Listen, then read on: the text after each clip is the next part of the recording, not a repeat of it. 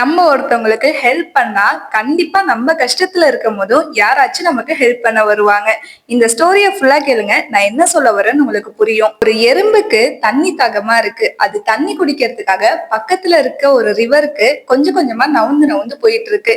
இத வந்துட்டு ஒரு புறா மரத்துல இருந்து பாத்துக்கிட்டு இருக்குது. அந்த எறும்பு அந்த தண்ணி குடிக்கிறப்ப தெரியாத அந்த ரிவர்லயே விழுந்துருது. இத பாத்துக்கிட்டு இருந்த அந்த புறா உடனே மரத்துல இருந்து ஒரு இலைய பிச்சுட்டு போயிட்டு அந்த தண்ணியில போடுது. அந்த எறும்பும் அந்த இலை மேல ஏறி நவந்து நவந்து வெளியில வந்துருது.